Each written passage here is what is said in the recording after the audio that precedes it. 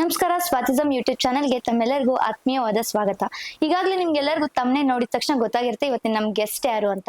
So ಅವರೇ ನಮ್ಮ ಪಾಪ ಪಾಂಡು ಖ್ಯಾತಿಯ ಚಿದಾನಂದ್ ಸರ್ ಅವರು. ಸೊ ಮೇ ಬಿ ಎಲ್ಲರಿಗೂ ಚಿದಾನಂದ್ ಸರ್ ಅಂದ್ರೆ ಯಾರಿಗೂ ಗೊತ್ತಾಗಲ್ಲ ಈಸಿಯಾಗಿ. ಸೊ ಪಾಪ ಪಾಂಡು ಅಂದ ತಕ್ಷಣ ಅವ್ರಿಗೆ ಗೊತ್ತಾಗುತ್ತೆ, ಅವರ ಮುಖ ನಮ್ ಮುಂದೆ, ನಮ್ ಕಣ್ ಮುಂದೆ ಬರುತ್ತೆ. ಸೊ ಅವ್ರ ಮುಖ ನೋಡಿದ ತಕ್ಷಣ ಅವ್ರ ಮುಖ ನೋಡೋದು ಬೇಡ ಅನ್ಸುತ್ತೆ. ಅವ್ರ ಹೆಸರು ನೆನ್ಸ್ಕೊಂಡ್ರೆ ಪಾಪ ಪಾಂಡು ಅಂದ್ರೆ ಎಲ್ಲರ ಮುಖದಲ್ಲೂ ಒಂದು ನಗು ಅನ್ನೋದು ಮೂಡೋದು ಸಹಜ ಅಂತಾನೆ ಹೇಳ್ಬೋದು. ಸೊ ಅವರೇ ನಮ್ಮ ಇವತ್ತಿನ ಗೆಸ್ಟ್ ಅಂತ ಹೇಳ್ತಾ ಅವ್ರನ್ನ ವೆಲ್ಕಮ್ ಮಾಡೋಣ. So welcome to our show sir. Thank you. So ಹೇಗಿದ್ದೀರಾ? ತುಂಬಾ ಚೆನ್ನಾಗಿದ್ದೀನಿ. ಸೊ ನಿಮ್ಗೆ ಪಾಪ ಪಾಂಡು ಅಂದ್ರೆ ಖುಷಿ ಆಗುತ್ತಾ, ಇಷ್ಟ ಆಗುತ್ತಾ? ಚಿದಾನಂದ್ ಸರ್ ಅಂದ್ರೆ ಇಷ್ಟ ಆಗುತ್ತಾ? ಪಾಪ ಪಾಂಡು ಅಂದ್ರೆ ಖುಷಿ ಆಗುತ್ತೆ. ಖುಷಿ ಆಗುತ್ತೆ. ಯಾಕೆಂತಂದ್ರೆ ಹಾ. ಪಾಪ ಹಿಂದೆ ಯಾವಾಗ್ಲೂ ಶ್ರೀಮತಿ ಇರ್ತಾಳಲ್ವಾ, ಹಂಗೆ ನನ್ನ ಪಕ್ಕ ಶ್ರೀಮತಿ ಇದ್ರೆ ನಮ್ಗೆ ಒಂಥರ ಖುಷಿ ಅಲ್ವಾ. ಯಾ ಶ್ರೀಮತಿ ಸರ್? ಈ ನಮ್ಮ ಶ್ರೀಮತಿ. ಶ್ರೀಮತಿ. ಓಕೆ. ಸೊ ಪಾಪ ಪಾಂಡು ನೆಕ್ಸ್ಟ್ ಸೀಸನ್ ಏನಾದ್ರು ಬರೋ ಚಾನ್ಸಸ್ ಇದೆಯಾ ಈಗ ಸದ್ಯದ್ರಲ್ಲೇ? 2 ಸೀಸನ್ ಆಗಿದೆ ಈಗ. ಹ್ಮ್. ಸೊ 3ನೇ ಸೀಸನ್ ನಾನು ಕಾಯ್ತಾ ಇದ್ದೀನಿ. ಹ್ಮ್. ಯಾಕಂದ್ರೆ ಎಷ್ಟು ದಿನ ಅಂತ ಒಂಟಿಯಾಗಿರ್ಬೇಕು, ಹೌದು. ಏನಾದ್ರೂ ಒಂದು ಶ್ರೀಮತಿ ಪಕ್ಕ ಇರ್ಬೇಕಲ್ವಾ.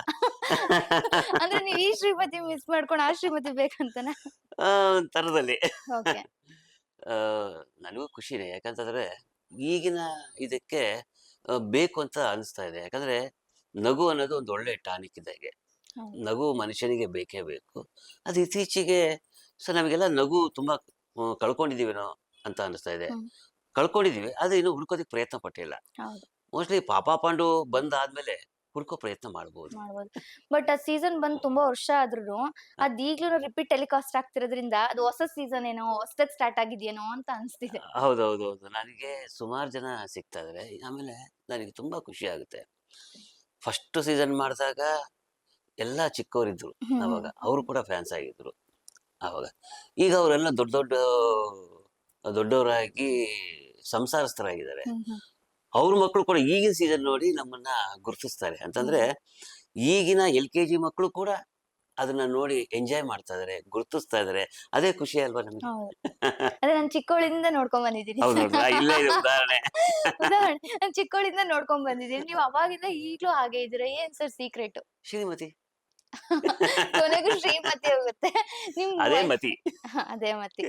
ಸೊ ಸರ್, ಪಾಪ ಪಾಂಡು ಅಂದ್ರೆ ನಿಮ್ಗೆ ಖುಷಿ ಅಲ್ಲ? ಸೊ ಪಾಪ ಪಾಂಡು ಅವರು ಮೂಲತಃ ಯಾವ ಊರಿನವರು, ಎಲ್ಲಿ ಅವರು? ನಂದು ಮೂಲ ಬಂದು ದಾವಣಗೆರೆ. ಹ್ಮ್. ನಾನು ಹುಟ್ಟಿ ಬೆಳೆದಿದ್ದು ಎಲ್ಲ ದಾವಣಗೆರೆ. ಆಮೇಲೆ ಹೈಸ್ಕೂಲ್ ವರೆಗೂ ಓದಿದ್ದು ದಾವಣಗೆರೆ. ಕಾಲೇಜ್ ಓದೋದಕ್ಕೆ ಅಂತ ನಮ್ಮ ಅಣ್ಣ ನನ್ನನ್ನು ಬೆಂಗಳೂರಿಗೆ ಕರ್ಕೊಂಡು ಬಂದರು.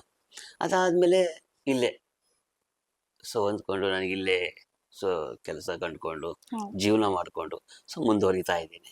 ಹಾಗೆ ನನ್ನ ಮೂಲ ದಾವಣಗೆರೆ. ದಾವಣಗೆರೆ ಅಂದ ತಕ್ಷಣ ಗೊತ್ತಿರ್ಬೇಕೆಲ್ಲ, ದಾವಣಗೆರೆ ಬೆಣ್ಣೆ ದೋಸೆ. ಹೌದು, ನಾವು ದಾವಣಗೆರೆ ಸರ್. ಹೌದಾ? ಎಲ್ಲಿ ದಾವಣಗೆರೆಯಲ್ಲಿ? ದಾವಣಗೆರೆಯಲ್ಲಿ ನಾವು ಸಿಟಿ ಅಲ್ಲ, ಒಳಗಡೆ ನಮ್ದು ಬಂದ್ ತಣಿಗೆರೆ ಅಂತ.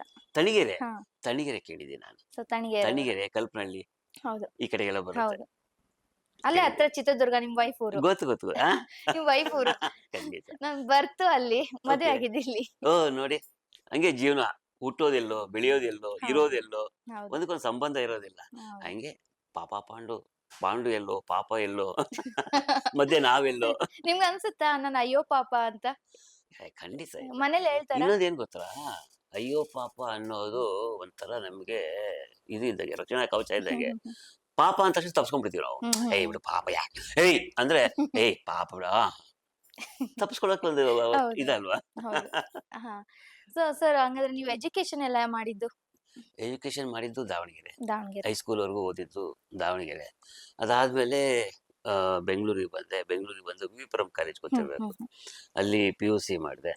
ಸೊ ಅದು ಮಾಡ್ತಾನೆ ನಾನು ರಂಗಶಾಲೆಗೆ ಬಂದೆ. ಅಭಿನೇತ ರಂಗ ಅಂತ ಹನುಮಂತ ನಗರದಲ್ಲಿದೆ. AS ಮೂರ್ತಿ ಅವರು ನಡೆಸ್ತಾ ಇದ್ದ ಸ್ಕೂಲ್. ಕಾಲೇಜ್ ಬಂಕ್ ಮಾಡ್ಬಿಟ್ಟು ಬಂದ್ರಿ ಅಂತ ವಿಷಯ. ಹೌದೌದೌದು. ಸೊ ನನಗೆ ಕಾಲೇಜ್ಗೆ ಹೋಗ್ತಾ ಇರ್ಬೇಕಾದ್ರೆ ಏನಾದ್ರು ಮಾಡ್ಬೇಕು ಅಂತ ಅನಿಸ್ತಾ ಇತ್ತು. ನನಗೆ ಗೊತ್ತಿರ್ಲಿಲ್ಲ.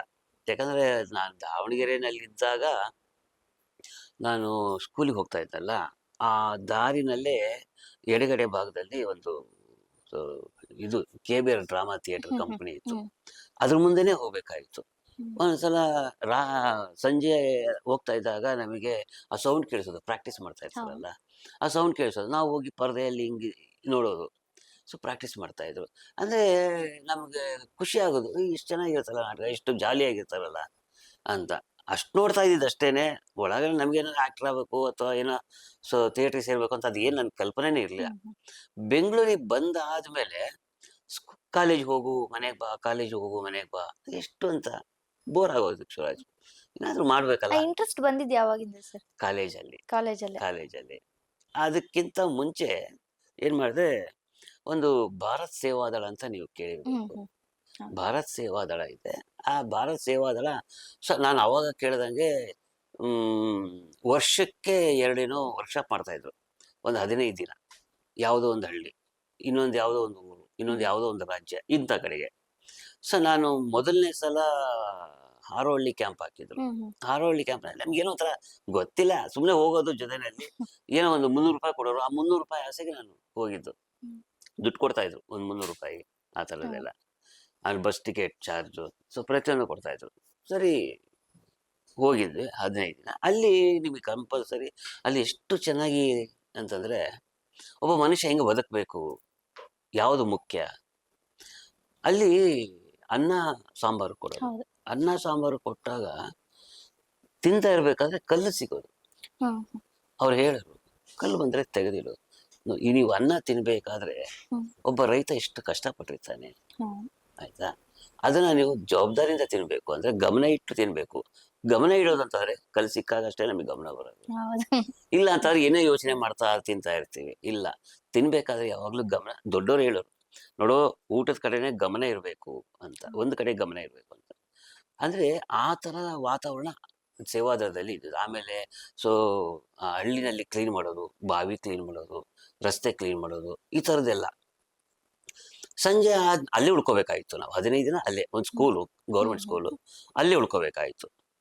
ಸರಿ, ಸಂಜೆ ಹೊತ್ತು ಏನಾದರೂ ಮಾಡಬೇಕು. ಆಮೇಲೆ ಮಾಡೋರು ಒಂದೆರಡು ದಿನ ಮಾಡಿದ್ರು. ಎಲ್ಲ ಅವ್ರನ್ನೇ ಇಷ್ಟ ಅಂತ ನೋಡೋದು. ಎಲ್ಲ ಬಂದ್ ಮಾಡಿ, ಎಲ್ಲ ಬಂದ್ ಮಾಡಿ. ಕೊನೆಗೆ ನಮಗೆ ಒಂಥರ ಹಿಂಜರಿಕೆ ಹೋಗಿ ಮಾಡಬೇಕು ಅಂತ. ಕೊನೆಗೆ ಅವ್ರು ಏನು ಮಾಡಿದ್ರು, ಒಂದು ಗ್ರೂಪ್ ಮಾಡಿದ್ರು. ಒಂದು ಗ್ರೂಪ್ ಮಾಡಿ, ಈ ಗ್ರೂಪು ನೀವೊಂದು ಸಬ್ಜೆಕ್ಟ್ ಕೊಡ್ತೀವಿ, ನೀವೊಂದು ಮಾಡಿ, ನಿಮಗೊಂದು ಸಬ್ಜೆಕ್ಟ್ ಕೊಡ್ತೀವಿ, ನೀವೊಂದು ಮಾಡಿ ಅಂತ ಹೇಳಿದ್ರು. ಅನಿವಾರ್ಯವಾಗಿ, ಒತ್ತಾಯವಾಗಿ ನಾನು ಸ್ಟೇಜ್ ಮೇಲೆ ಹೋಗ್ಬೇಕಾಯ್ತು. ಒಂದು ಸಣ್ಣ ಕ್ಯಾರೆಕ್ಟರ್ ಕೊಟ್ಟು ಮಾಡಿದೆ.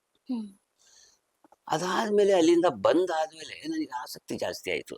ಹ್ಮ್ ಮತ್ತೆ ನನಗೆ ಜ್ಞಾಪಕ ಬಂತು ಥಿಯೇಟ್ರಿಗೆ ನಾವು ಹೋಗ್ತಾ ಹೌದು. ಇರಬೇಕಾದ್ರೆ ಸೌಂಡ್ಗಳು ಪ್ರಾಕ್ಟೀಸ್ ಮಾಡ್ತಾ ಇದ್ದಿದ್ದು, ಮೈಕ್ ಸೌಂಡು ಇದೆಲ್ಲ ಕೇಳ್ತಾ ಇದ್ದಲ್ಲ, ಅದು ಜ್ಞಾಪಕ ಬಂತು. ಅದಾದ್ಮೇಲೆ ಓ ಏನಾದರೂ ಮಾಡ್ಬೇಕಲ್ವಾ ಇಷ್ಟು ದಿನ ಅಂತ ನನಗೆ ಆಸೆ ಬಂತು. ಎಲ್ಲಿ ಅವಕಾಶ?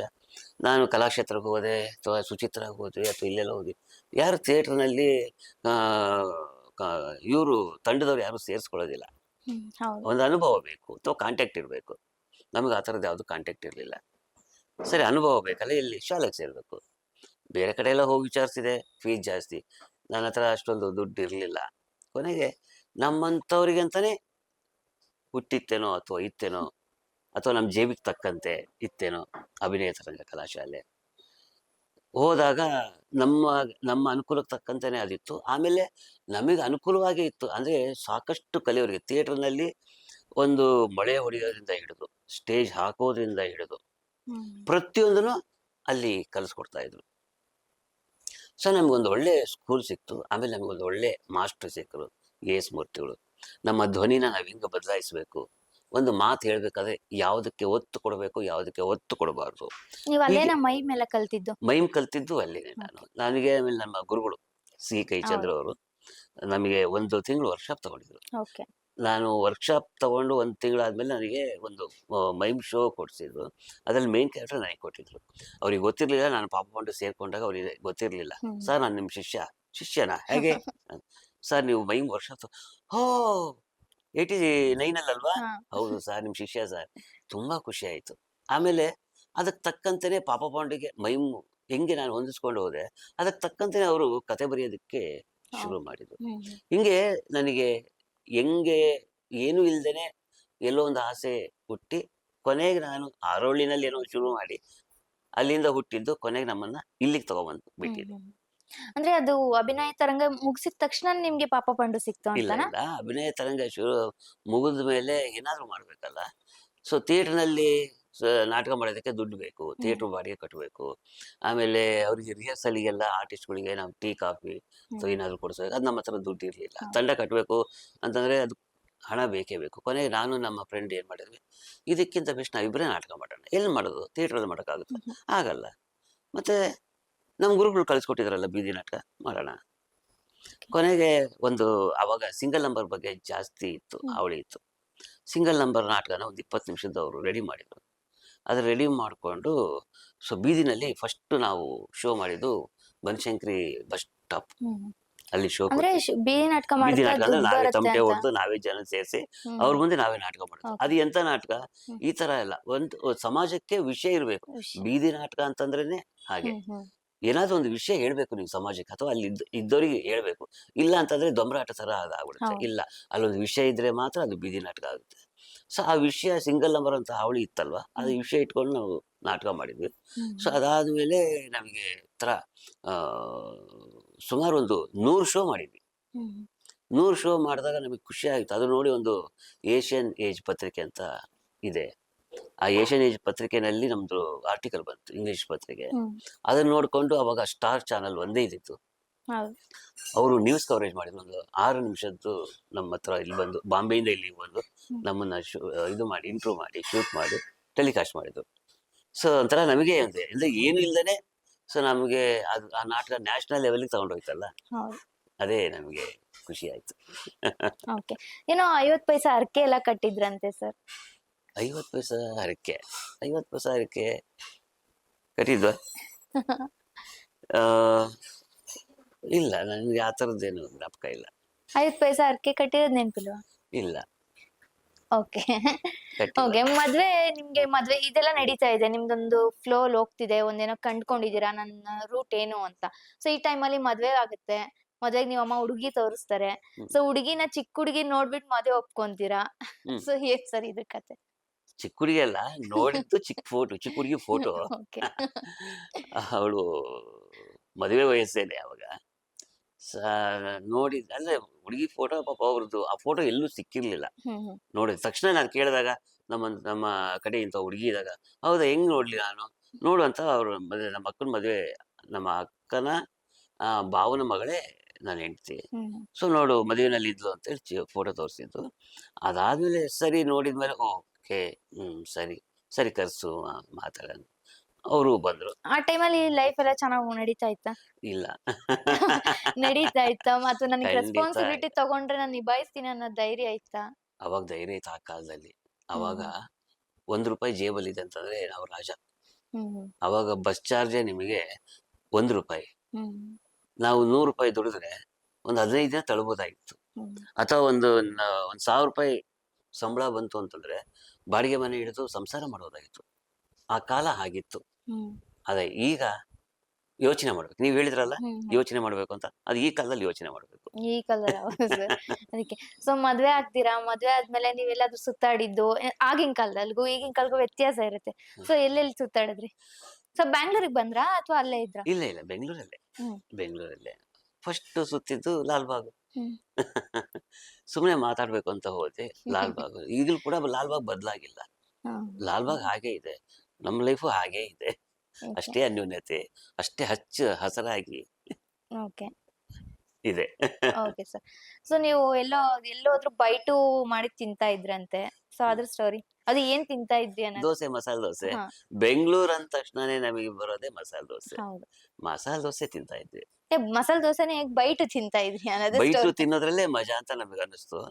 ಇನ್ನೊಂದ್ ಏನಂದ್ರೆ ಅವಾಗ ಸ್ವಲ್ಪ ಕಷ್ಟ, ನಮ್ಗೆ ದುಡ್ಡುಗಳು ಅಷ್ಟು ಇರ್ತಾ ಇರ್ಲಿಲ್ಲ. ಅವಾಗ ಮಸಾಲೆ ದೋಸೆ ₹8. ₹8 ಕೊಟ್ಟು ತಗೊಳೋದಕ್ಕೂ ನಮಗೆ ಭಯ. ಈಗ ₹80 ₹100. ಇವಾಗ ಆದ್ರೂ ಕೂಡ ಒಂದ್ ತಿನ್ನಕ್ ಆಗಲ್ಲ ಇವಾಗ. ಆದ್ರೆ ಅವಾಗ ಒಂದ್ ತಿನ್ನೋದಿಕ್ಕೆ ತಾಕತ್ತಿದ್ರು ಅರ್ಧ ತಿಂದ್ರೇನೆ ಅದು ಮಜಾ ಇರ್ತಾ ಇತ್ತು. ಅಷ್ಟು ರುಚಿಯಾಗಿರೋದು. ಅದಕ್ಕೆ ನಾನು ಹೆಂಡ್ತಿ ನಾನು ಒಂದೇ ತಟ್ಟೆಯಲ್ಲಿ ತಿನ್ಬಿಡೋಣ ಅಂತ ಬೈಟು ಮಾಡ್ತಾ ಇದ್ವಿ. ಸೊ ಎಲ್ಲೋದ್ರೂ ಮಸಾಲೆ ದೋಸೆ ಸ್ಟೋರಿ ಆಯ್ತು. ಸೊ ಜೋಬಲ್ಲಿ ₹10 ಇರ್ತು ಅಂತ ಒಂದ್ ಸ್ಟೋರಿ, ಒಂದು ಕತೆ. ಅಂದ್ರೆ ಆ ಟೈಮ್, ಆ ಸಿಚುವೇಶನ್, ₹10 ತೆಗೆದು ಖರ್ಚು ಮಾಡೋಂತ ಸಿಚುವೇಶನ್ ಬಂದೇ ಬರುತ್ತೆ ಎಲ್ಲಾರ್ಗು. ಸೊ ₹10 ಅಲ್ಲ ₹1000 ಇದ್ರೂ ಬರುತ್ತೆ. ಸೊ ₹10 ಎಷ್ಟು ದಿನ ಉಳಿಸ್ಕೊಂಡಿದ್ರಿ? ಹೆಂಗ್ ಖರ್ಚು ಮಾಡಿದ್ರಿ? ಹೆಂಗ್ ಖರ್ಚು ಮಾಡ್ತಾ ಇರ್ಲಿಲ್ಲ. ಹೆಂಗ್ ಖರ್ಚು ಮಾಡೋದು ಅಂತ, ಖರ್ಚು ಮಾಡೋದ ಯೋಚನೆ ಇರ್ತಾ ಇರ್ಲಿಲ್ಲ. ನೀವು ನಂಬ್ತೀರೋ ಇಲ್ಲೋ, ನನ್ನ ಜೇಬಲ್ಲಿ ₹10 ಇದೆ ಅಂತಂದ್ರೆ ನಾನು ನೋಡಿದಾಗೆಲ್ಲ 10 ರೂಪಾಯಿ ಇರ್ತಾ ಇತ್ತು. ಅಕ್ಷಯ್ ಪಾತ್ರದ ಅಕ್ಷಯ್ ಜೋ. ಯಾಕೆಂದ್ರೆ ಖರ್ಚು ಮಾಡ್ತಾ ಇರಲಿಲ್ಲ. ಯಾಕೆ ಖರ್ಚು ಮಾಡ್ತಾ ಇರಲಿಲ್ಲ ಅಂದ್ರೆ, ಎಲ್ಲಿಗಾದ್ರೂ ಹೋಗ್ಬೇಕು ಅಂದ್ರೆ ನಾನು ನಡ್ಕೊಂಡೆ ಹೋಗ್ತಾ ಇದ್ದೆ. ಎಲ್ಲಿಗಾದ್ರೂ ಹೋಗ್ಬೇಕು ಅಂತಂದ್ರೆ ನನ್ನ ಹತ್ರ ಸೈಕಲ್ ಇತ್ತು, ಸೈಕಲಲ್ಲೇ ಹೋಗ್ತಾ ಇದ್ದೆ. ಸೈಕಲಲ್ಲಿ ಏನ್ ಖರ್ಚಾಗುತ್ತೆ ಒಂದು ಬ್ಲೋ ಹೊಡ್ಸಿದ್ರೆ 3 ತಿಂಗಳು 4 ತಿಂಗಳು ಬರುತ್ತೆ. ಅದು ಕೊಡೋದು ಎಷ್ಟು? 30 ಪೈಸಾ. ಆ 10 ರೂಪಾಯಿ ಹೆಂಗ್ ಬಂತು ಫಸ್ಟ್ ಅಲ್ಲಿಗೆ? 10 ರೂಪಾಯಿ ನಾನು ಪೇಪರ್ ಹಾಕ್ತಾ ಇದ್ದೆ. ಓಕೆ. ನಾನು ನಮ್ಮ ಫ್ರೆಂಡ್ ಏನ್ ಹೇಳಿದ್ವಲ್ಲ, ಅವ್ರ ಹತ್ರ ನಾನು ಪೇಪರ್ ಹಾಕ್ತಾ ಇದ್ದೆ. ತಿಂಗಳಿಗೆ 100 ರೂಪಾಯಿ ಕೊಡೋರು. ಆ 100 ರೂಪಾಯಿನ ನಾನು ನನ್ಗೆ ನನ್ ಖರ್ಚು ಅಂತಂದ್ರೆ, ಅವಾಗ ನನಗೆ ಕರಾಟೆ ಕಲಿಬೇಕು ಅನ್ನೋದು ತುಂಬಾ ಆಸೆ ಇತ್ತು.